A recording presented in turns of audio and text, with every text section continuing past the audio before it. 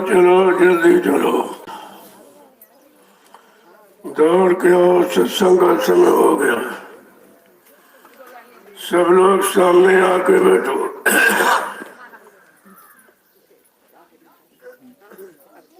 एक एक वचन वाणी को बड़ी सावधानी के साथ सुनो। संत महापुरुषों ने हम सब जीवों को जगाने के लिए, चिताने के लिए, सही सच्चे रास्ते पर खड़ा करने के लिए सत्संग जारी किया, क्योंकि सत्संग वचनों के सिवा और कोई दूसरा रास्ता जगाने का नहीं है। और जब तक जागेंगे नहीं तब तक कुछ नहीं होगा, और किसी साधन से जगाया नहीं जा सकता। जितने पहले के साधन बताए कि पूजा करो, पाठ करो, तीर्थ करो, व्रत करो, हवन जब तब यह गंगा स्नान करो, इससे न मन जगा न जीवात्मा जगे, दोनों सोते रह गए। लेकिन जब कलयुग में संत पधारे तो उन्होंने हम सब जीवों को जगाने का ये रास्ता सत्संग वचन प्रसारित किया। सत्संग वचनों को सुना सुना सुना कर हमें आपको सही सच्चे रास्ते पर लाकर खड़ा किया। यही बात तो समझनी चाहिए। जब सत्संग वचनों को सुनते रहोगे, याद करते रहोगे, अपने जीवन का आधार बनाकर उन पर चलते रहोगे, तो सत्संग का लाभ मिलता है। महापुरुषों ने तो यहाँ तक लिखा कि सत्संग फल पेखी तत्काला, का कोई पिक बकहु मराला। का सत्संग का फल तो तत्काल मिलता है, अगर वचन करनी में उतर के आ जाए तो केवल सुनते रहो, बोलते रहो, सुनते रहो, बोलते रहो तो कोई लाभ नहीं। यहाँ तक महापुरुषों ने कहा कि जितनी कर्मों की गंदगी है, कर्मों की जितनी गंदगी है वो सत्संग सरता के जल से ही धो सकती है। सत्संग जल जो कोई पावे, मैलाई सब कट कर जावे। एक एक वचन को जब हम संभाल के रखेंगे तो एक एक वचन जीवन को लाभ देने वाला है, दोनों तरफ से। इधर भौतिक लाभ भी मिले और आध्यात्मिक लाभ भी मिले। सत्संग में तो वो ताकत है। लेकिन जब आप केवल सुनते ही रहोगे और जीवन में नहीं उतारोगे तो फिर कोई लाभ नहीं मिलेगा। इसलिए एक समय का जिक्र है कि वशिष्ठ जी और विश्वामित्र में कुछ वार्तालाप हो गया। वशिष्ठ जी कहते सत्संग बड़ा है, विश्वामित्र कहते नहीं तपस्या बड़ी।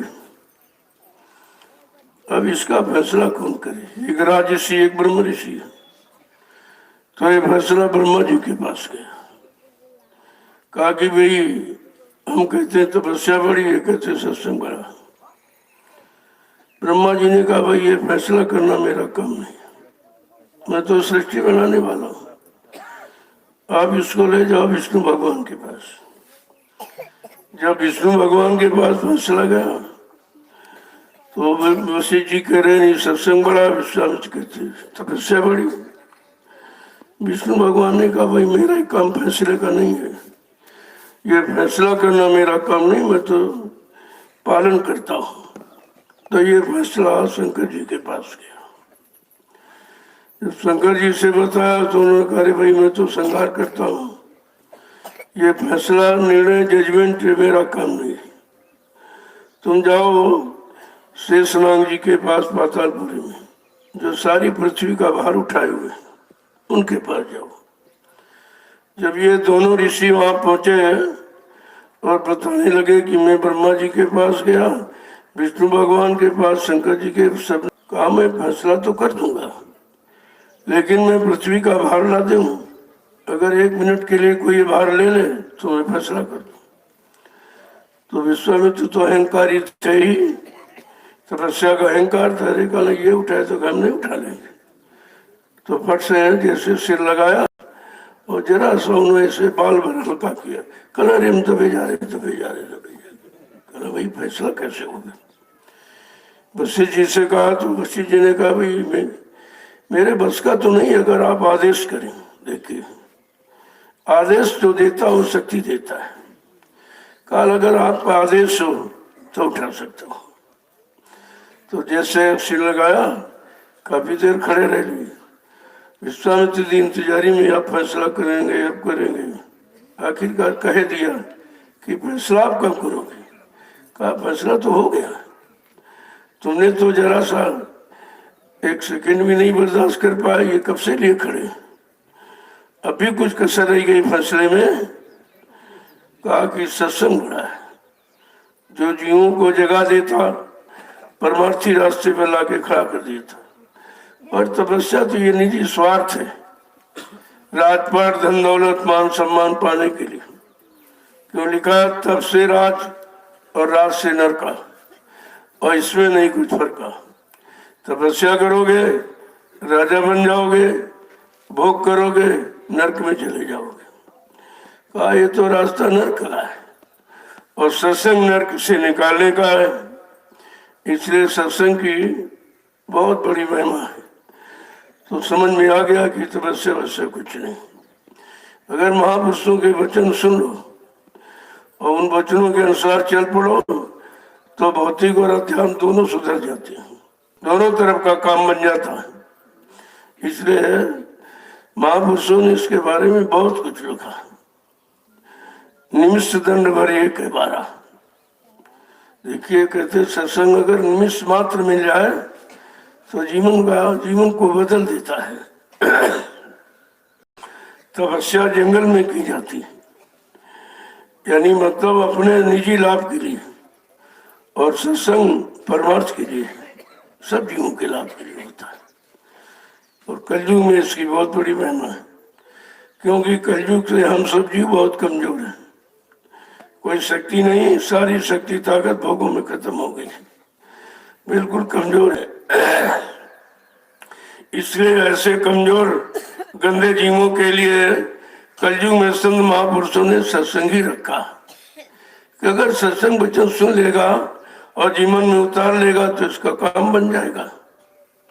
जो काम बनाने के लिए आए, काम का मतलब उद्धार करने के लिए, हम सब जीवों को काल माया के देश में काम काल के बनाए कर्मों के जाल से निकालने के लिए, जन्म मरण से छुटकारा दिलाने के लिए और जीवात्माओं को घर पहुंचाने के लिए आए। इसलिए उनकी महिमा अपार है। तो जब सत्संग वचनों को आप सुनोगे और गहराई में जाओगे तो धीरे धीरे सब पता चल जाएगा कि सत्संग के अलावा और कुछ है ही नहीं। अगर ये न मिले तो फिर युग खड़ा नहीं हो सकता, उद्धार गति नहीं हो सकती उसकी। तो इसलिए जब भी मौका मिले तो फट से दौड़ के आओ कि कोई वचन छूटने न पावे। अगर कोई वचन छूट गया, पता नहीं वही वचन तुम्हारे लिए लाभकारी होता और वचन आप नहीं ले पाए। तो वचन बचने बचाने के लिए ही उच्चारण किया जाता है। अब कितने लोगों ने सुना, कितने लोगों ने उसको पकड़ के रखा और पकड़ कर जीवन में उतारा और जीवन को सार्थक बना लिया, तो संख्या तो बहुत कम लोगों की। लेकिन महापुरुष तो सबको सुनाते हैं। उनके यहाँ कोई भेद नहीं है, छोटे का बड़े का, गरीब का अमीर का, पढ़े लिखे अनपढ़ का, स्त्री पुरुष का, हिंदू मुसलमान, कोई भेद नहीं। सबको ये संदेश दिया और सबको ये सुनाया कि अगर कलयुग में जागना चाहते हो, जीवात्मा का उद्धार कल्याण कराना चाहते हो, पाप कर्मों में माफी दिलाना चाहते हो, तो मौजूदा संसदों के वचनों को सुनो जो जीवों के लिए आए, जो वर्तमान में मौजूद है उनके लिए कहा। क्योंकि संत तो बहुत आए इन 750 वर्षों में।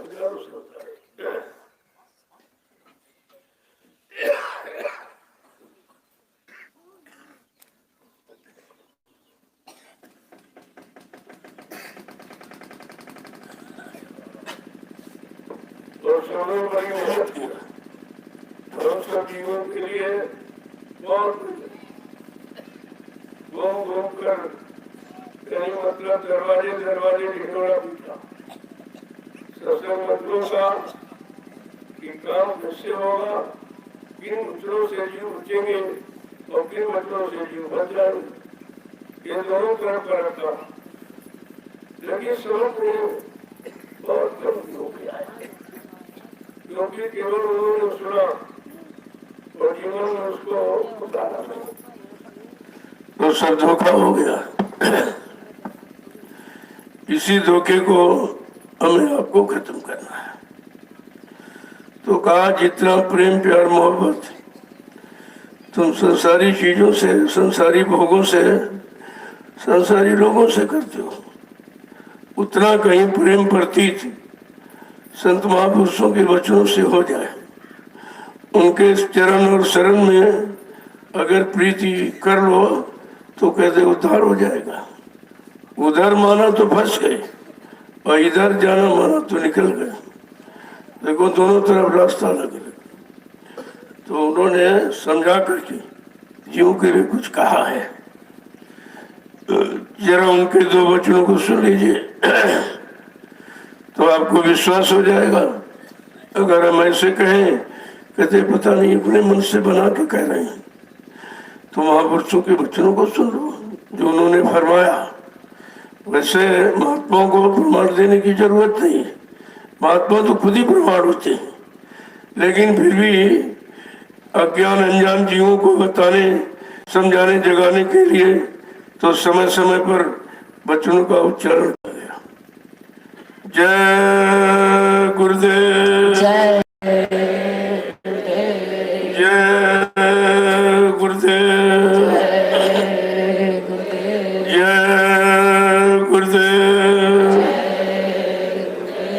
जय गुरुदेव। नाम किसका?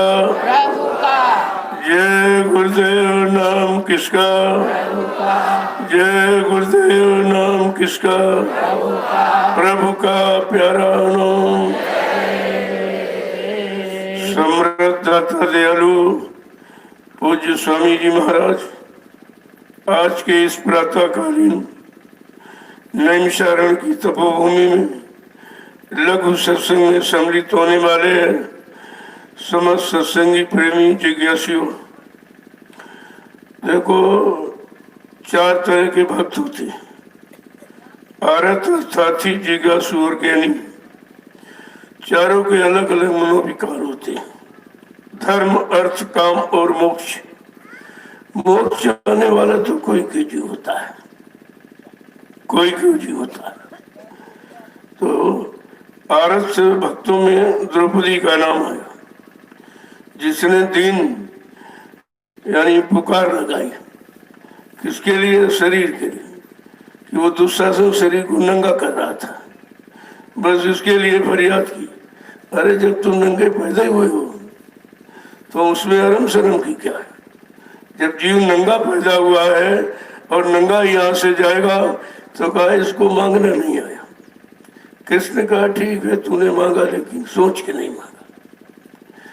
कहते ये आरत भक्त है। अर्थार्थी यानी जिनको धन दौलत राजपाट चाहिए, तो ध्रुव ने अटल राज्य मांगा, और राज्य यही धरती पर करोगे, कहाँ करोगे? कहा ये भी नहीं मांग पाया कि क्या मांगना चाहिए। और जिज्ञासु भक्तों में उद्धव जी का नाम। उद्धव जी के अंदर जिज्ञासा उठी जब कृष्ण भगवान ने कहा भाई मेरा तो काम हो गया, जिस काम के लिए मैं आया था या मुझको भेजा गया था कि धर्म की स्थापना का और दुष्टों के संहार का और भक्तों की मदद का, तो काम हो गया, अब मैं अपने घर जाऊंगा। तो उद्धव जी 24 घंटे साथ रहते थे। कहा आपने कभी बताया नहीं क्या आपका घर हर को ही है और कहीं है? कहा उद्धव जी ये तो काल माया का देश है, मेरा देश इससे बहुत ऊपर है। मैं गोलोक से आया हूँ काम करने के लिए, और जब तक काम नहीं हुआ तब तक रहा हूँ। हाँ परेशानियां मुसीबत तो बहुत उठानी पड़ी। जब उनको तो पैदा होने तक की जगह नहीं थी, बेचारे जेल में पैदा हुए और वहां भी रहने नहीं दिया गया। नारद जी ने कहा जल्दी करो, इनको यहाँ से हटाओ, नहीं मार दिया जाएगा। तो रातों रात गोकुल भिजवा दिया गया। फिर भी स्वार्थी लोभी लालची अपने स्वार्थ लोभ लालच के लिए कभी सच्ची अच्छी बात पहचान नहीं पाते, अच्छे लोगों को पहचान नहीं पाते। ये शक्ति है किस काम के लिए आई, ये कुछ समझ में नहीं है। तो वहां भी उसने क्या किया, पूतना को बुलाया, कहा पूतना तुझे तो आशीर्वाद मिला है, तू हर स्त्री के रूप को बना लेती है, जा जसोदा मैया का रूप बना ले और अपने स्तनों में जहर लगा ले और दूध पिला के मार देना उसको, कृष्ण को मार देना। तो बेचारी वो भी क्या जाने, वो गई वहां और फट से जसोदा मैया का रूप बनाया और अपने स्तनों में जहर लगा के और दूध पिलाने लगी। कृष्ण भगवान ने ऐसा दूध पिया कि पूतना कोई पी गए, यानी स्तन से ही उसके प्राण ले लिए। अब इस शक्तियों को कौन जानता है, कौन किस शक्ति के लिए आई है, किससे क्या काम लिया जाएगा, ये तो संत महापुरुषों के सिवा किसी को पहचाने नहीं। कौन पहचानेगा, तो गुरु को पहचान होती है। तो मतलब जब ये खबर गई कि पूतना को मार दिया उस बालक ने, तो उसने कहा अच्छा। तो फिर बड़े बड़े पहलवानों को, उस समय जिन्हें मल्ल कहते थे, मल्लों को बुलाया, अकासुर बकासुर अगासुर लमणासुर सबको बुलाया, कहा जल्दी जाओ और उस बच्चे को घेर करके पकड़ लेना, उसको जान से मार देना। अब इन्हें भी बेचारों क्या पता, तो आदेश का पालन, फौरन भगे, दौड़ के गए और उनको भी कृष्ण बच्चा ही दिखाई दे रहा, क्योंकि शक्ति का कोई आकार नहीं होता, उनको भी बच्चे दिखाई दिया। भाई आप ये आर्टिफिशियल शक्ति जिसे बिजली कहते हो, किसी ने देखा है बिजली कैसी है, काली है, गोरी है, लंबी है, चौड़ी ऊंची, कुछ नहीं दिखा। शक्ति का कोई आकार नहीं होता। और अब ये कि किसी को क्या पता ये बालक है, इस बालक में कौन सी शक्ति भरी है, किस काम के लिए आया है, कौन सा काम करके जाएगा, ये किसी को नहीं मालूम, केवल गुरु को मालूम। वो संदीपन गुरु के सिवा किसी को नहीं मालूम।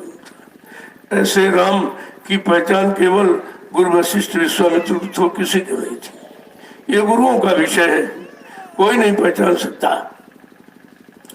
तो उन मल्लों ने एकदम घेर लिया, टूट पड़े कृष्ण पर, मारो मारो मारो कह के सुर मचाया। और कृष्ण ने जो विनाशकारी शक्ति लेके आए थे, उस शक्ति के द्वारा उन सब मल्लों को मार डाला। जब सब मर गए तो इतिहास तो बाद में लिखा गया कि जाको राखे साइया, मार सके नहीं कोई, और बाल रबा का कर सके चाहे जग बैरी हो। पूरा संसार विरोध में क्यों ना हो जाए, लेकिन जो काम करने के लिए शक्ति आई है उसे कोई मार नहीं सकता, उसे कोई नहीं मार सकता जब तक वो अपना काम नहीं कर लेगी, और काम करके ही हो जाएगी। कहने का मतलब है पहचान तो किसी को होती नहीं है, अगर पहचान हो जाए तो फिर कितनी जल्दी काम हो जाए, लेकिन पहचान ऐसे दी भी नहीं जाती।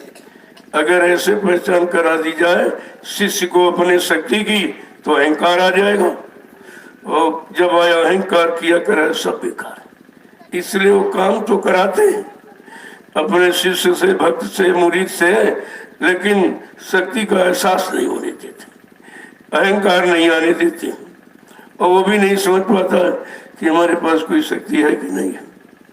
अगर ये अहंकार आ जाए फिर तो सब काम बिगड़ जाएगा। जैसे राम को अगर ये मालूम होता कि धनुष तोड़ने की ताकत मेरे ही पास है, तो पहले उठ के तोड़ देते। वो तो देख रहे थे कि बड़े बड़े रानी धर्मान बलवान, उनके द्वारा नहीं उठा भी नहीं, और फिर हजारों योद्धा मिलके उठाने लगे, उनसे भी नहीं उठा। तो उनको शंका आ गई कि गुरु ने क्या बगैर सोचे समझे आदेश दे दिया, हमारे से कैसे होगा। जब इनसे नहीं हुआ तो हमारे से कहते थे हमसे बलवान। अब इनको क्या मालूम तुम्हें कौन सी शक्ति देकर भेजा गया, किस काम के लिए भेजा गया, ये तो समय बताएगा। जब काम होने लगता तब समझ में आता है कि नहीं नहीं ये शक्ति है, हम समझ नहीं पाए, हम भूल में भ्रम में संदेह में रहे, तो ये की पहचान केवल गुरु को होती। और आज जो शक्ति आई है उसकी पहचान केवल सतगुरु को, किसी को नहीं। कोई चाहे कि हम अपनी बल बुद्धि से पहचान लेंगे, कहा असंख्य शक्तियां आई। जैसे राम के लिए कहा वो 16 कला से आए, कृष्ण 64 कलाओं से आए, और सतगुरु दयाल असंख्य कलाओं से आया हुआ। तो उनकी शक्ति का कैसे कोई पता लगा लेगा, कैसे काम करेंगे, किससे काम करेंगे। ये भी कहा जब मालिक अपने मंडल से चलता है तो बीच के मंडल मुकामों से बड़ी बड़ी शक्तियों को पकड़ के साथ में ले आते, उन्हीं के द्वारा समाज देश धर्म का काम कराया जाता। और मैं आपको ये नहीं मालूम। और कहा था कुछ शक्तियां स्कूल कॉलेज में पढ़ रही, कुछ पढ़ के निकल आई हैं। जब मैं आवाज लगाऊंगा मेरे दूरदर्शी प्लेटफॉर्म पर ये शक्तियां आके खड़ी हो जाएंगी, तब मैं इनको काम दूंगा, इनको काम दिया जाएगा। अब ये बात किसी को क्या मालूम। और ये कहा तुम किसी भी शक्ति का अपने स्वार्थ का आधार मत बनाना, लेकिन लोग नहीं माने। मैंने कई बार इनको मना किया कि ऐसा कोई काम मत करो, क्योंकि सतगुरु दयाल ने जो आदेश दिया है कि किसी शक्ति को तुम पहचान नहीं सकते हो, उससे समझ से काम लिया जाएगा और तुम्हारी समझ में कुछ आएगा नहीं। और अगर तुमने किसी शक्ति को अपना स्वार्थ लोभ लालच का आधार बना दिया तो कुदरत बहुत मार लगाएगी। और कुदरत ने ऐसी मार लगाई कि मिट गए, जल के राख हो गए और समझ में नहीं आया, कुछ अभी नहीं समझ में आया। तो ये समझदारी अपने आप में नहीं आती, ये तो संत महापुरुषों की दया हो जाए, कृपा हो जाए, कुछ इशारा कर दे, कुछ एहसास करा दे, तब तो आप समझ सकते हो। ऐसे कोई नहीं समझ सकता। तो कहने का मतलब ये जिज्ञासा सबसे बड़ी चीज होती है।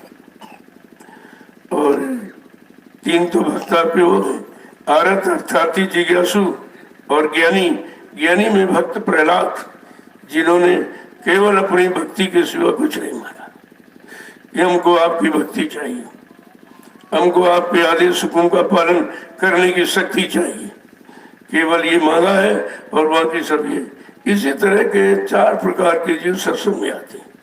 और ये भी कहा जो जिस इच्छा से आया, जो जिस भाव में आया है, अगर धन की इच्छा से आया तो धन लेके चला जाएगा, अगर सामान की इच्छा से आया तो सामान लेके चला जाएगा, अगर पद की लोलुपता से आया अधिकार तो पद लेके चला जाएगा, और जो जिज्ञासु प्रेमी भगवान की इच्छा से आया है वो भगवान लेके जाएगा, उनको मालिक मिलेगा।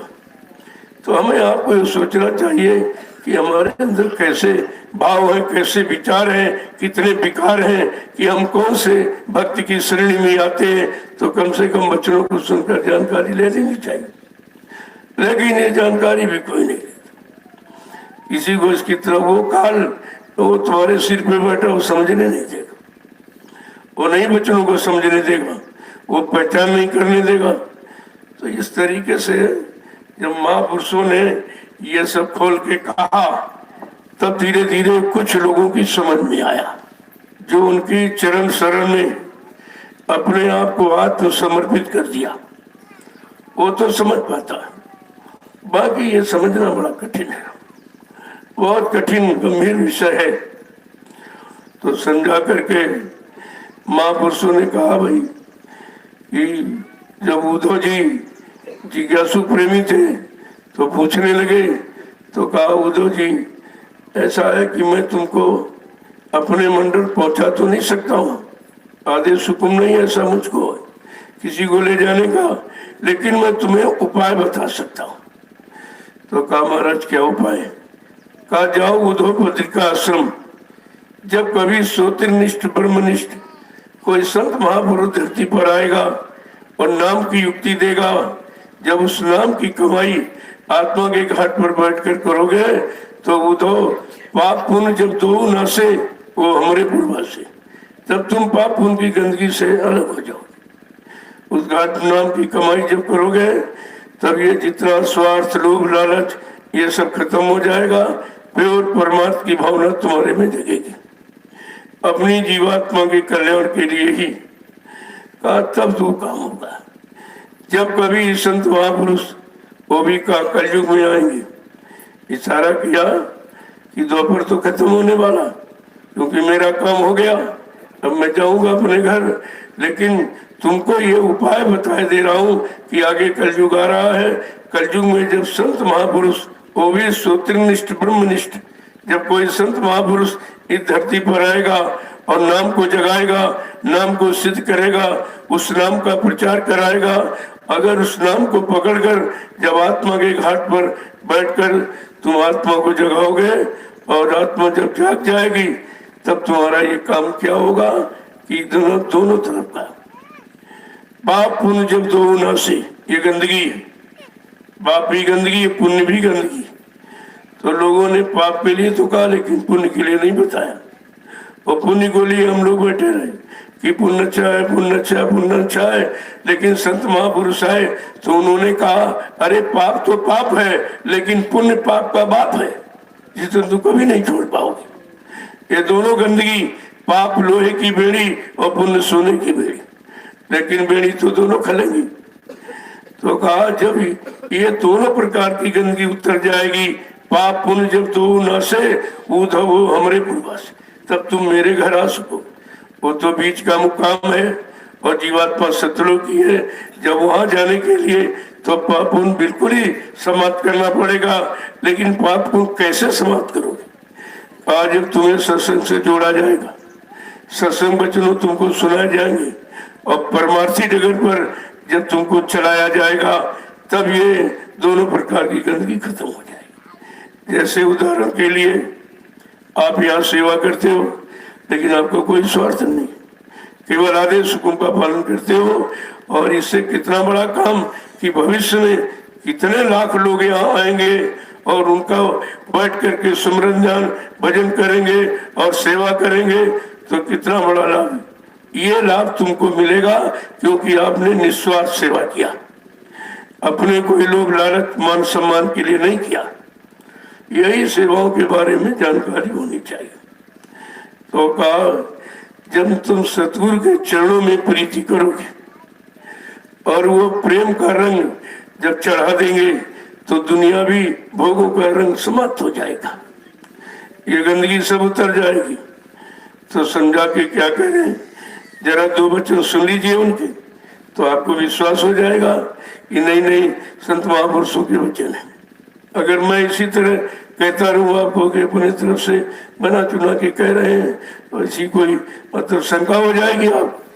तो जरा जो नए महापुरुष आए, उन्होंने जो जो कहा है हम सब जीवों के वास्ते, जरा उनके दो वचन सुन लीजिए कि अरे मन रंग जा सतगुरु प्रीति, अरे मन रंग जा सतगुरु प्रीति, अरे मन रंग जा सतगुरु प्रीति, अरे मन रंग जा सतगुरु प्रीति, नहीं कोई तेरा यहाँ पर मीत नहीं कोई तेरा यहाँ पर मीत, नहीं कोई तेरा यहाँ पर मीत, नहीं कोई तेरा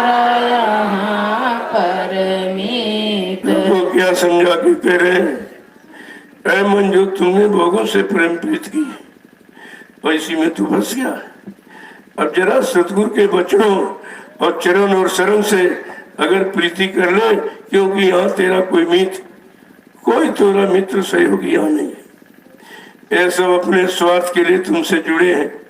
जिनका जिनका स्वार्थ पूरा होता जाए वो हटता जाता, जिनका स्वार्थ पूरा हो गया हट गया वो तो। कहा यहाँ तुम्हारा कोई सच्चा मित्र नहीं है, और इसलिए समय तुम खराब करते हो।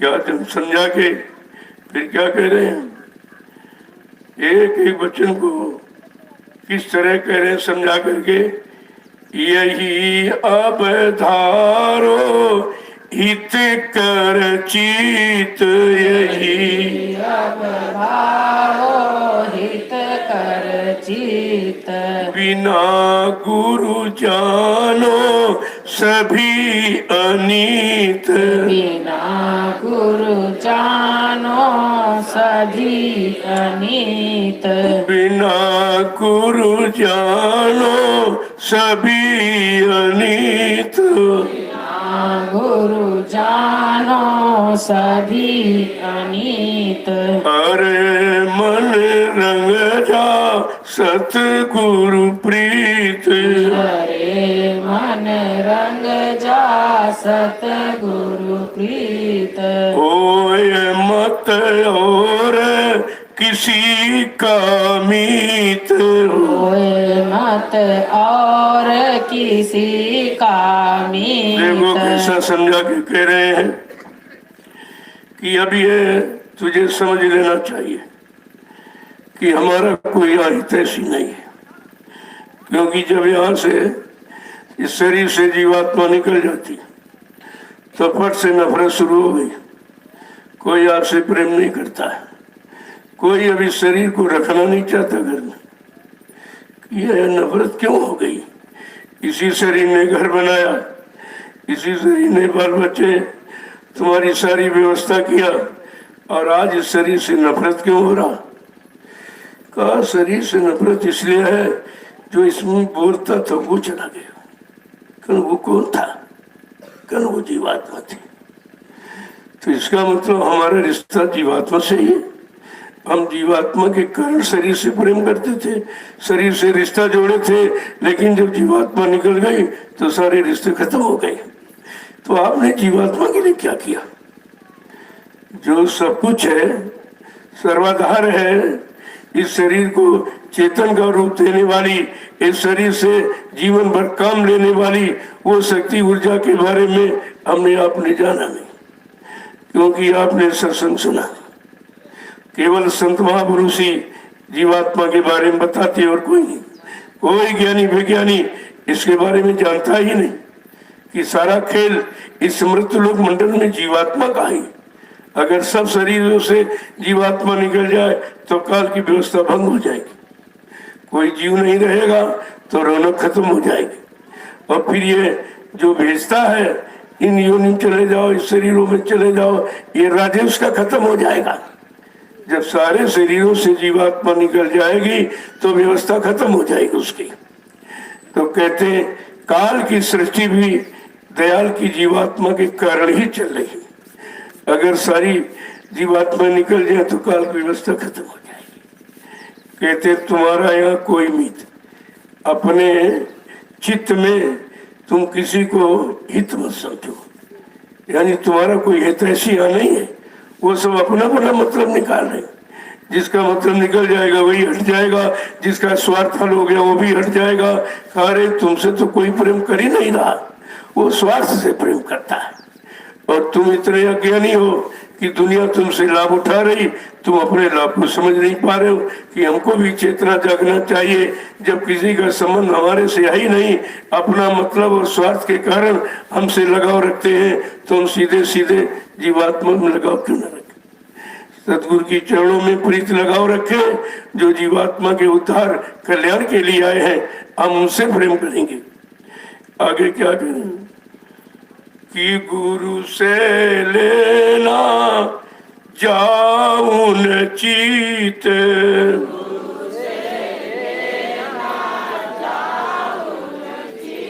गुरु से लेना जाऊन चीत, गुरु से लेना जाऊन चित, तजो तब कलमल रहो अजीत, जो सब कलमल रहो अजीत, तजो सब कलमल रहो अजीत, जो सब कलमल रहो अजीत। अरे मन रंग जा सतगुरु प्रीत, हरे मन रंग जा सतगुरु प्रीत। होय मत और किसी का मीत, होए मत और किसी का मीत। का वो प्रेम प्रीति गुरु से मिलेगी। जब उनकी चरण शरण में जाओगे और चरण शरण को मजबूती से पकड़ोगे और वचनों का अपने जीवन में पालन करोगे तो कहा वो तुमको सब कुछ दे देगी। उनके पास तो भंडार है, लेकिन लेने वाला चाहिए। कि लेने वाला किस तरह का हो कि जो भंडार को ले ले। जब उनसे प्रीति करोगे और उन्हीं में सच्चा लगाव रहेगा और ये समझ गए अभी धरती पर हमारा कोई हितैषी नहीं है, सब अपना अपना मतलब निकालते हट जाते। जब उनका मतलब शरीर से नहीं निकलता तो वो नफरत करने लगते, वहीं पर लड़ाई झगड़ा शुरू हो जाता है। कहते हैं कि ये सब गुरु से मिलेगा। मन बुद्धि चित्त में अगर सच्ची प्रीति प्रेम गुरु के चरणों की हो जाए तो ये गुरु से सब तुमको खजाना ही मिल जाएगा। कहते हैं कि तजो सब कलमल, जो कलजू की गंदगी ये भोगों की गंदगी है और इसी में सब फंसे पड़े।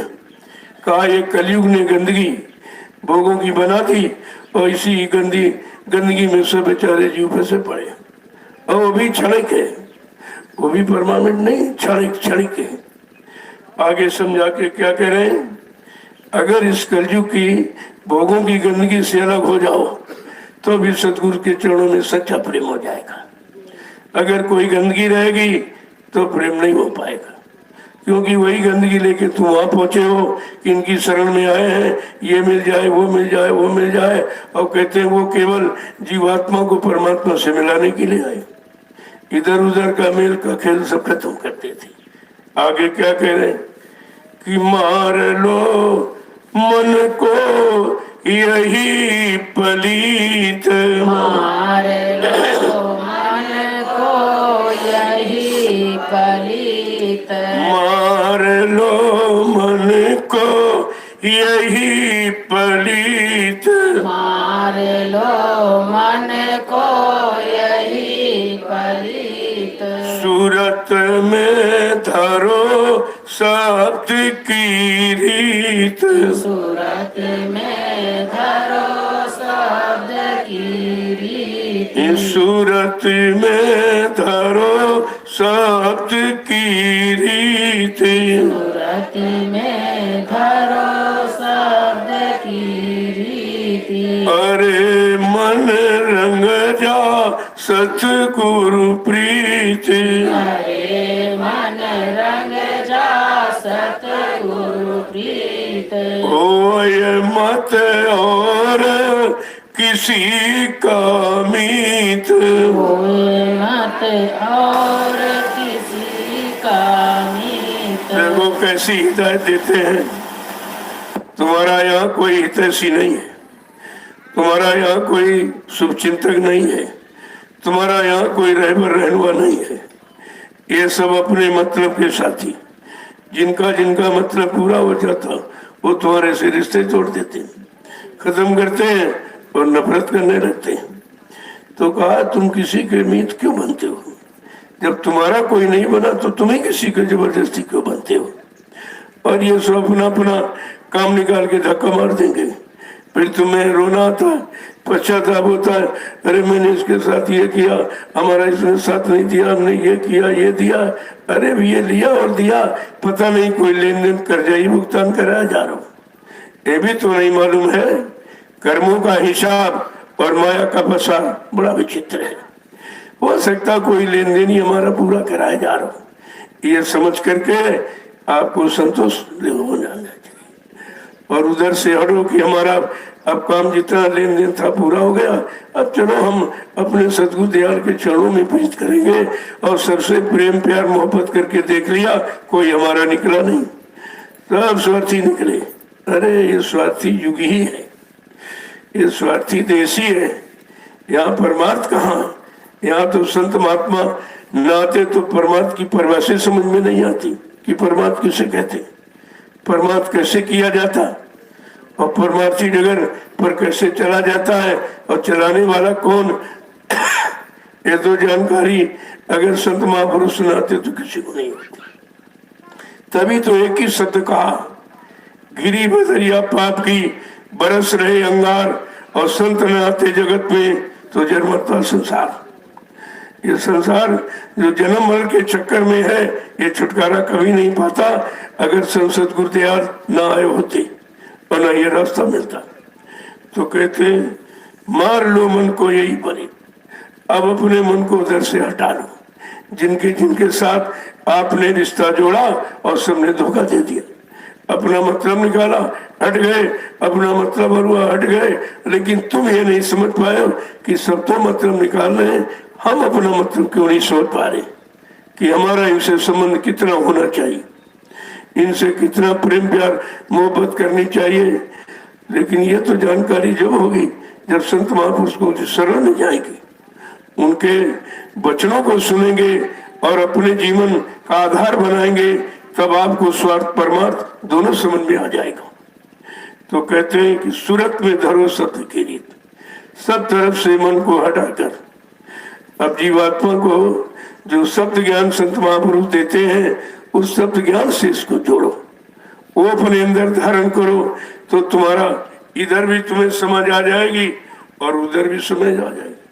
अगर समझदारी लेना चाहते हो तो कहा संत महापुरुषों की शरण के सिवा और कोई जगह ऐसी नहीं है जहां पर ये चीज आपको मिल सके।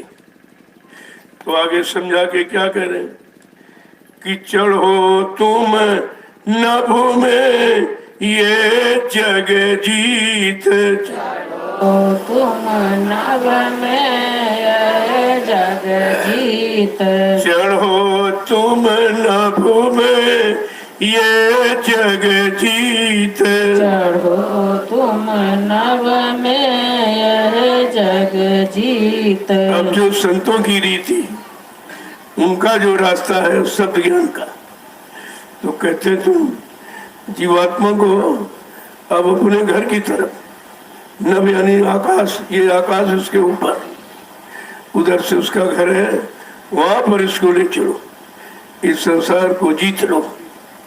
जीतने के मतलब इसको समझ लो और समझ करके इसको वहीं छोड़ दो।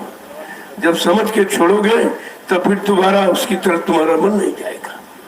अगर समझा नहीं ऐसे, कोई तकलीफ आई, कोई मुसीबत आई, तब आपने छोड़ा और तकलीफ मुसीबत चली गई तो फिर फंस जाओगे आप।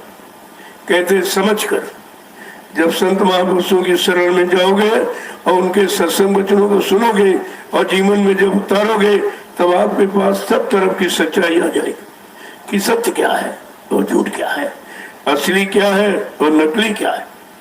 कहा कि यही अब संतों की, संत महापुरुषों की ये रीति है कि संसार से चलो, यहाँ तुम्हारा कोई नहीं, और अपने सच्चे घर मुकाम मंडल लोक की तरफ बढ़ो जो इस आकाश के ऊपर है। आगे क्या समझा के कह रहे, गुरु का नाम संहारो चित,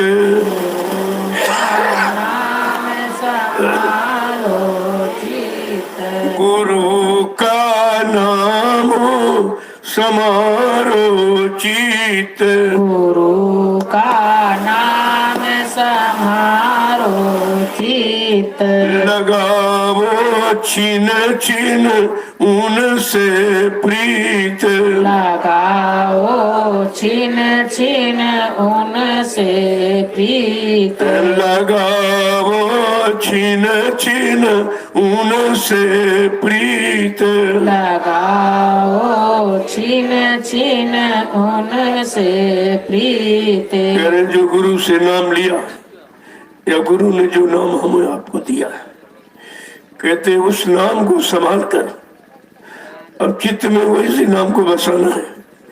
ये तो यहाँ संसार के नाम बसा लिया आपने और सबको देख लिया, तुम्हारा कोई हितैषी नहीं निकला, कोई मददगार नहीं निकला। जब तक पैसा गांठ में लाखों यार है और पैसा निपट गया फिर कोई नहीं दिखाई देता।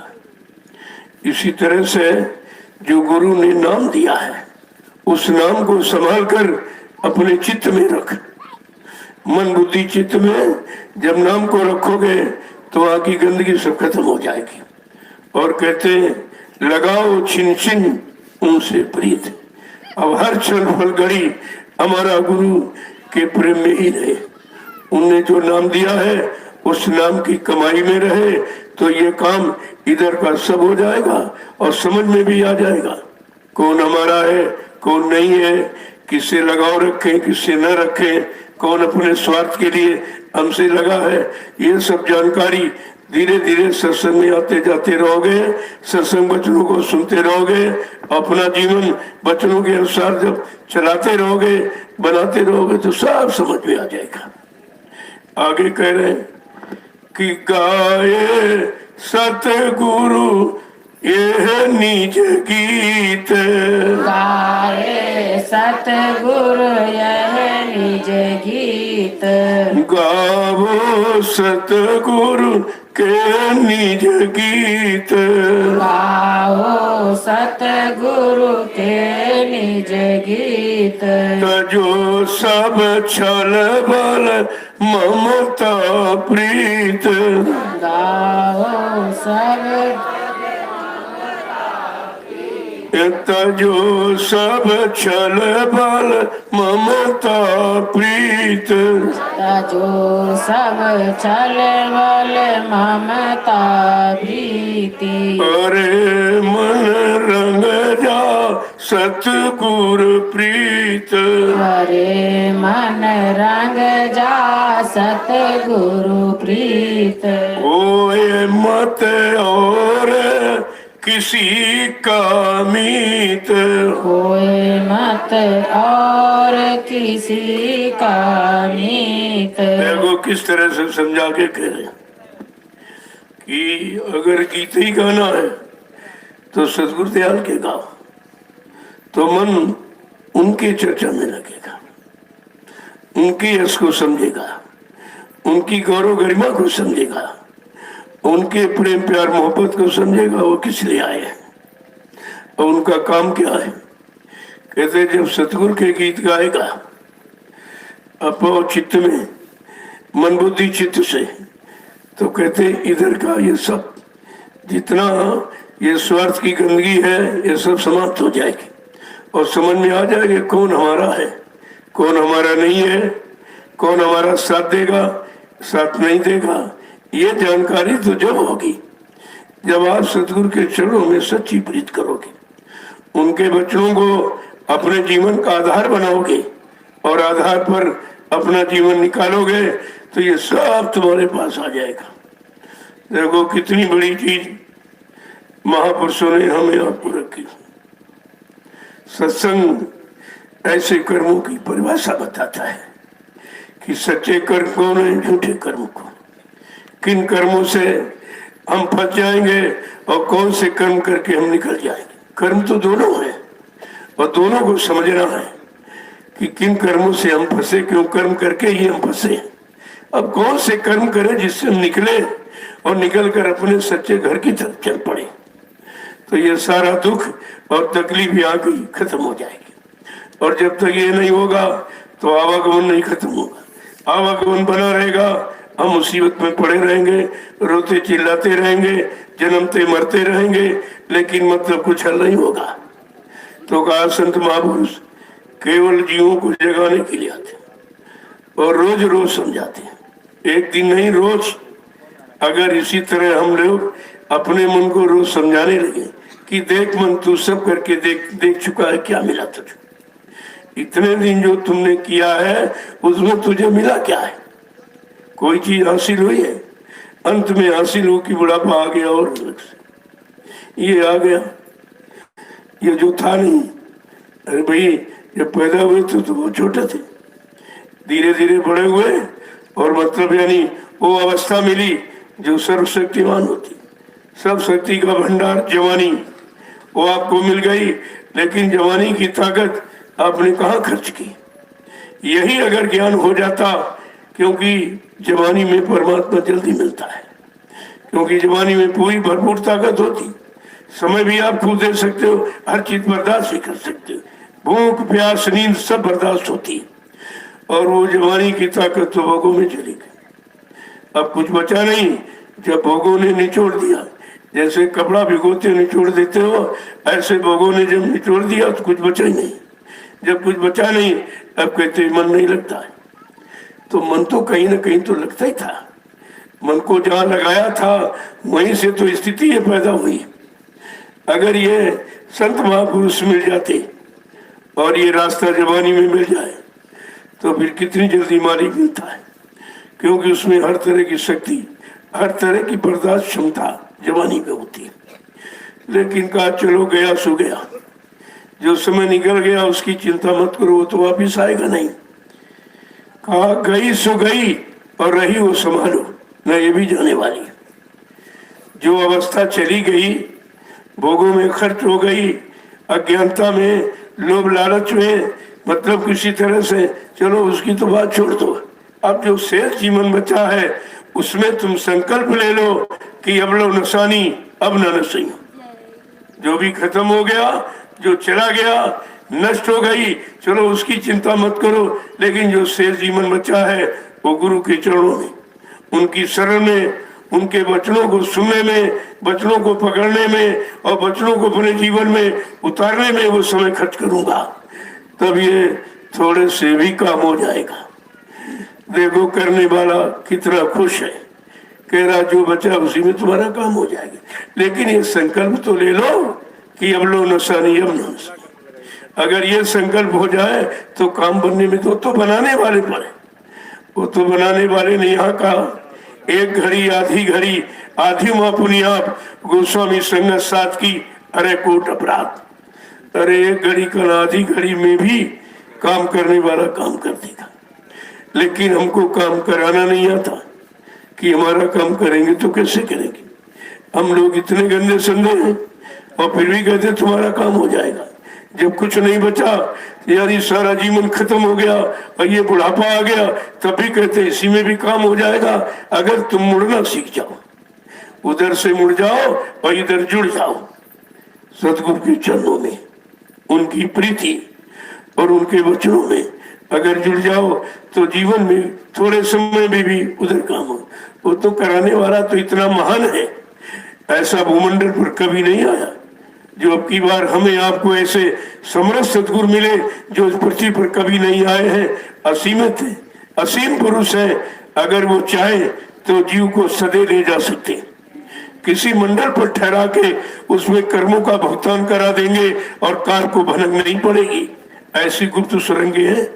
लेकिन ये दया किसी किसी पर होती है जो अपने आप को आत्म समर्पित कर देता, न किसी को जानता है, न किसी को पहचानता है, न किसी को अपना बनाता है। केवल एक भरोसा, एक बल, एक आस विश्वास। जब ये रहनी गहनी जीव की हो जाती है, कहते वो उसको एक ही जन्म में ले जाते हैं। लेकिन अब ये करना बड़ा कठिन है, इसलिए कि मन को समझा नहीं पा रहे हो। वो मानेगा नहीं, वो तो जहां जाता वहां जाएगा। जहां जहां गोदुहन कीने सूंघत सोई ठाओ। गो माने इंद्रियां और दुहन माने लगाओ। जहां पर इंद्रियों का लगाव उसको आपने बनाया, उसको दिया है। अब जब तुम भजन पर बैठे वही चिंतन करता, मैंने ये किया, मैंने ये किया, इसके साथ किया, उसके साथ किया। अब यही गुनावन करता रहता है और भजन करने नहीं देता है। भजन कैसे करने देगा? क्योंकि काल का एजेंट है। मन काल की तरफदारी करता है, दयाल को वचन तो सुनने नहीं देता। जब आप घर से चलते हो तो देखो कितने बहाने करता है।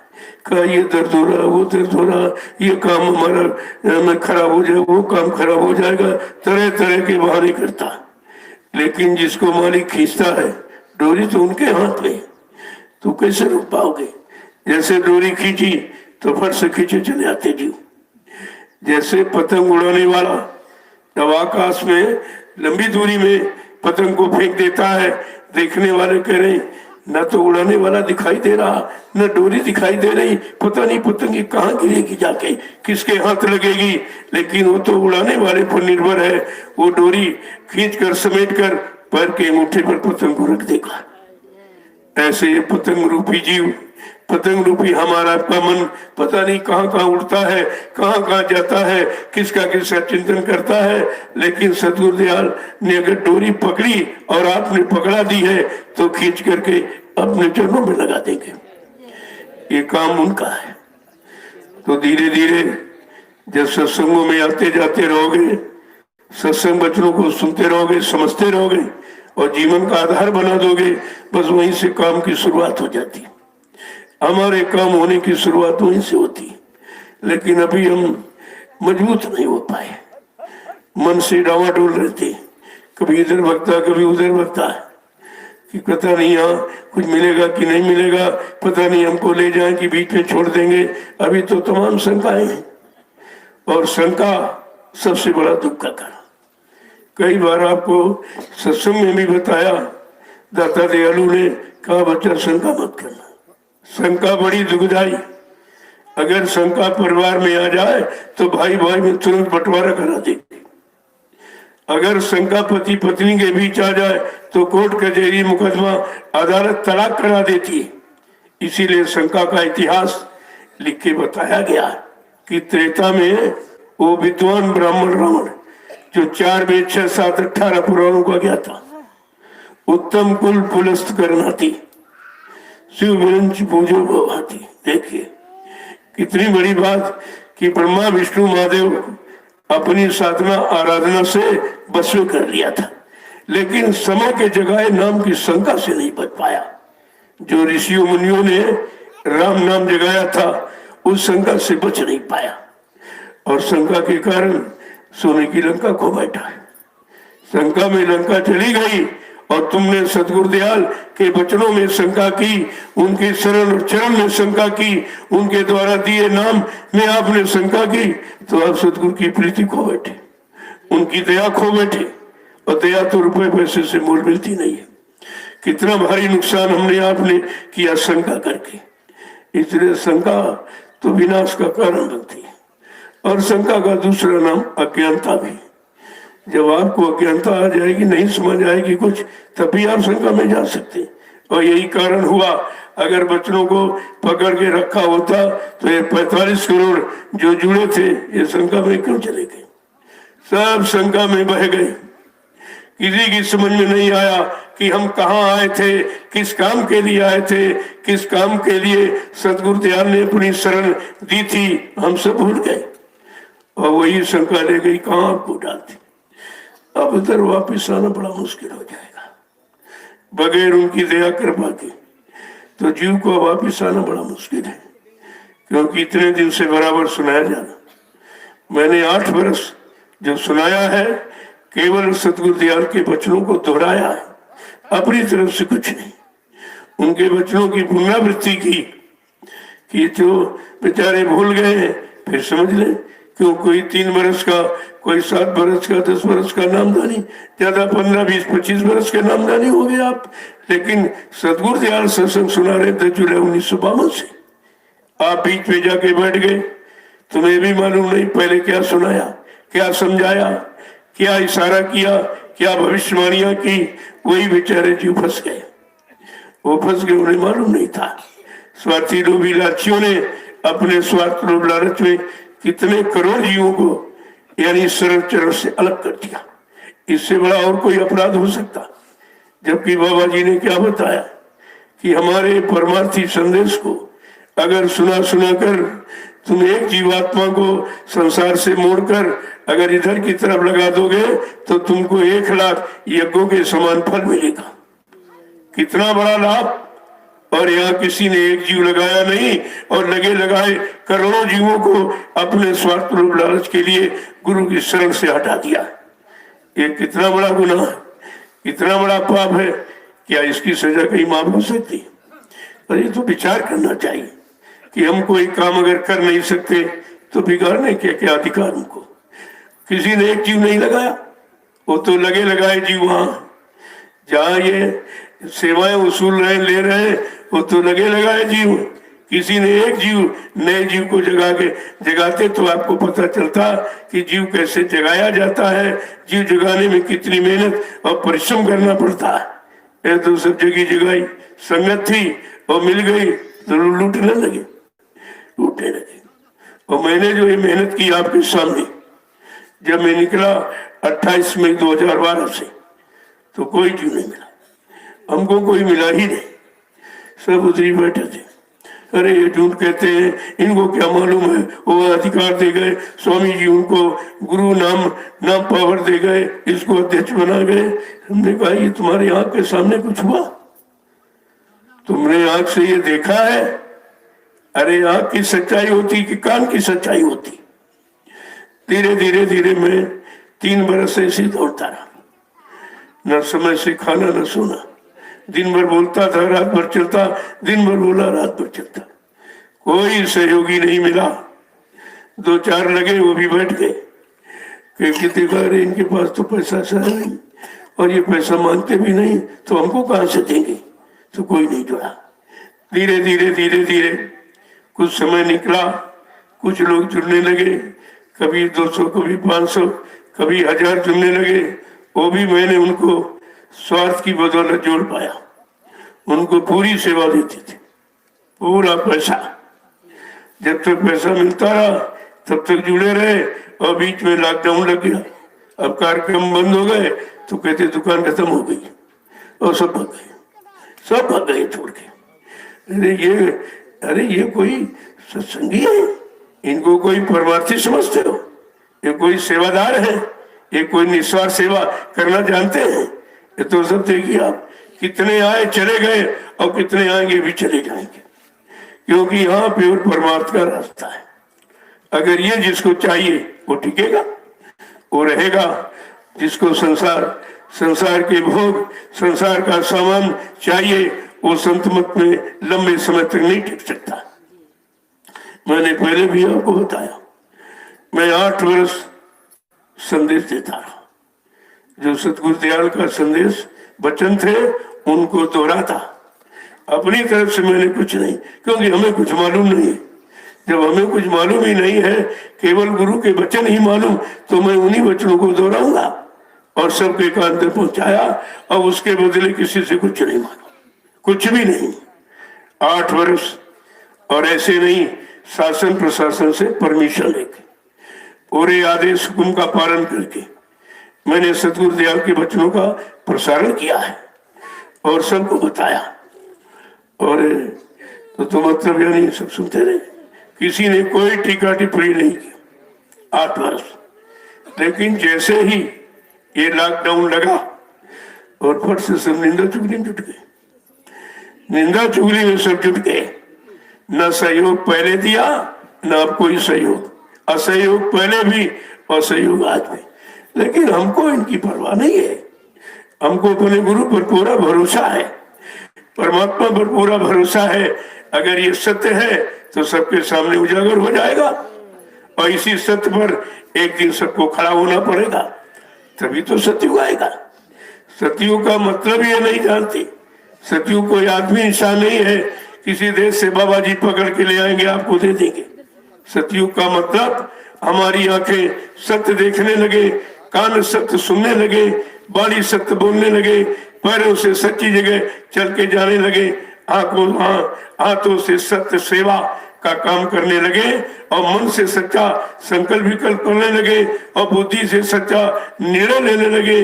प्रेमियों, इसी का नाम है सतयुग। सतयुग माने व्यवस्था। ये व्यवस्था परिवर्तित होगी, और व्यवस्था के लिए लोग चाहिए, और सच्चे ईमानदार और चरित्रवान चाहिए। स्वार्थी लोभी लालचियों से न कभी व्यवस्था का परिवर्तन हुआ और न कभी होगा।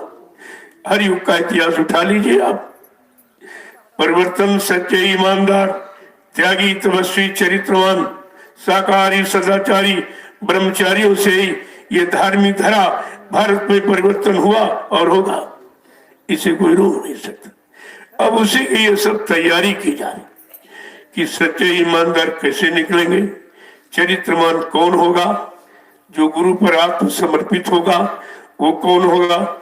इसी की तो ये सब, यही तो छटनी कटनी है, इसी की तैयारी हो रही है, और यहाँ कोई तैयारी नहीं। जो भी किया जाएगा या इशारा किया जाएगा या आदेश दिया जाएगा, तो उसी सतयुग की भूमिका को बनाने के लिए, उसी भूमिका पर खड़े होने के लिए जो मैंने अभी आपसे कहा कि दो दो टोलियां हर जिले में, दो टोली, एक टोली आएगी यहाँ सेवा करेगी चली जाएगी, और उधर वो टोली प्रचार करेगी, वहां बताएगी सबको।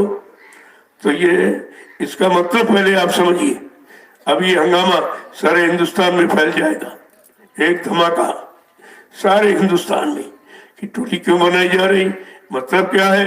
क्योंकि वो कलयुगी व्यवस्था में बंधे जीव सतयुगी व्यवस्था को नहीं समझ पाएंगे, कैसे इसका सूत्रपात होगा। और पहले इशारा करके कहा था सतयुग आएगा जरूर, पर पृष्ठभूमि बन जाने दो। अरे ये तो काम होने दो, तो पृष्ठभूमि बनेगी कैसे? पृष्ठभूमि किसे कहेंगे? अभी तक यही तो मालूम नहीं है। अगर ये मालूम हो जाता तो इतना समय परिवर्तन में नहीं लगता। कहा था हमको अगर 500 व्यक्ति मिल जाते तो सतयुग लाके दिखा देता। 500 एक भी नहीं मिला तो 45 करोड़ क्या थी? जो 45 करोड़ का जिक्र किया जा रहा कि 45 करोड़ सतगुरु की शरण में गए, उनको नाम दान दिया, सही सच्चे रास्ते पर खड़ा किया, लेकिन फिर ये क्यों कहा कि अगर 500 आदमी मिल जाते तो सतयुग आ जाता? इसका मतलब वो नहीं मिले जिनकी जरूरत है, जिनकी आवश्यकता है, जिनके द्वारा सतयुग आएगा, वो नहीं मिले। मिले तो बहुत, तब अपने अपने मतलब बने। पहले तो भीड़ कम थी, जैसे 24 मार्च 1980 को अहमदाबाद में दूरदर्शी को जन्म दिया गया, एकदम भीड़ हो गई, हमें अध्यक्ष बना दो, हमें मंत्री बना दो, ये बना दो, वो बना दो। जैसे ये कार्यक्रम चला इतनी भीड़ हो गई जिसकी कोई सीमा। और जब कुछ नहीं मिला तो हट गए, क्योंकि पता है कि दूरदर्शी नहीं राजनीति, गुरु तक जाने की है एक नीति। तुम गुरु तक कैसे पहुंचोगे, उनको कैसे जानोगे, मानोगे, पहचानोगे, उसके लिए दूरदर्शी एक रास्ता था। और कहा था कि 12 आने अध्यात्म, दूरदर्शी 12 आने अध्यात्म, 4 आने व्यवस्था, कि अगर परिवार की, समाज की, देश की व्यवस्था ठीक हो जाए, सब लोग सुख शांति में रहने लगे, तो फिर भजन करने में कितनी देर लगे? फिर कहीं बैठ जाओ भजन करो, कहीं खेत खलियान में और जमीन आसमान दुकान मकान में कहीं आपको मौका मिले फौरन आप बैठ जाओगे भजन के। लेकिन अगर व्यवस्था अव्यवस्थित रहेगी तो तुम घर में भी भजन नहीं कर पाओगे, वहां भी आपको चिंता है, अगर भजन करने बैठ गए हो सकता है कोई सामान उठा ले जाए। तो चिंता तो आपको ये है, क्यों? व्यवस्था खराब है। इंसान खराब नहीं है, व्यवस्था खराब है। अब व्यवस्था के बारे में किसी का ध्यान ही नहीं जा रहा कि व्यवस्था का मतलब क्या है, व्यवस्था ठीक कैसे होगी, व्यवस्था व्यवस्थित कैसे होगी, इस पर कोई ध्यान ही नहीं दे रहा। जब धीरे धीरे समझ आ जाएगी तो आपकी समझ में आ जाएगी। तो ये व्यवस्था किसी के बस की नहीं, ये नहीं है। वही है संत राज भारत में, अब बचाए बचिए ना, बाबा जय गुरुदेव की वाणी तब दिखाई पड़ी है, सब दिखाई देने लगे। लेकिन ये काम होगा जब संत राज्य होगा, तो संत स्वरूप हमें आपको भी तो बनना पड़ेगा। संत का मतलब कोई दाढ़ी बाल की नकल नहीं, विचारों की, विचारों में परिवर्तन होगा, वैचारिक क्रांति के द्वारा ये सब काम होगा। तो आप देखते जाइए धीरे धीरे, जैसे जैसे समझते जाओगे, वचनों का अर्थ तुम्हारी समझ में आ जाएगा, तुम उधर से बच जाओगे और इधर लगने लगोगे, तो धीरे धीरे सब समझ में आ जाएगा। लेकिन बगैर कहे कि बगैर संतों की शरण में जाए कोई समझ ले तो असंभव है, ये असंभव है, ये तो काम कोई कर ही नहीं सकता। तो हमें आपको तो सोचना चाहिए कि भाई हम संतों की शरण में तो गए ही थे, हट क्यों गए? यानी हम समझ नहीं पाए, हम उनके वचनों को अपना नहीं पाए, अपने जीवन का आधार नहीं बना पाए और उसके अनुसार जीवन को निकाल नहीं पाए, तभी तो हट गए। ये सब चीज तो आपको समझनी पड़ेगी। लेकिन जब निंदा आलोचना बुराई में चले जाओगे तो बुद्धि का भी विज्ञान शून्य हो जाएगा, खत्म हो जाएगा, फिर आप कुछ नहीं सोच पाओगे। इसलिए सतयुग का निशाना बनाओ, उसको सामने खड़ा करके काम करो, कि सतयुग आ रहा है, कलयुग जा रहा है। दोनों बातें सामने। जब कोई ऋतु जाती है या आती है तो बड़ी जोरदारी करती है, जाने पर भी तमाम तरह की बीमारी छोड़ जाती, और आती है तब भी परेशानी बीमारी देती। जब एक ऋतु परिवर्तन हम आप बर्दाश्त नहीं कर सकते हो, अक्सर बीमार हो जाते हो, सर्दी जुकाम बुखार आ जाता है, जब ऋतु परिवर्तन बर्दाश्त करने की शक्ति नहीं है तो बाबा जी का युग परिवर्तन कैसे बर्दाश्त करो? वो तो बड़ा ही कठिन होगा, बहुत कठिन होगा। जानते इस तरह माने कि तभी तो सबसे कहा, अगर तुम कुदरत के भारी प्रकोप को सुनना चाहते हो तो मेरी प्रार्थना स्वीकार करो, आप लोग सब परिवार शाकाहारी हो जाए। इतनी छोटी चीज, कितना बड़ा काम, कितना बड़ा लाभ, लेकिन समझ में आए तो सुनना तो आसान है लेकिन पालन करना बड़ा कठिन है।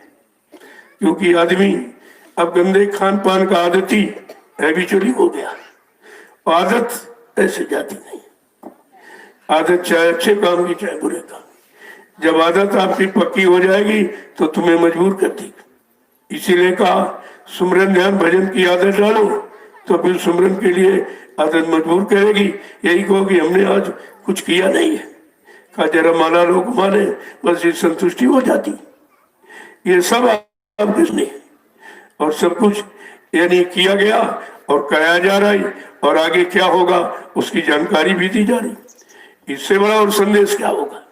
लेकिन जब संदेश अपने लिए निजी आदेश मानोगे तब तुम्हारा उद्देश्य हासिल हो जाएगा।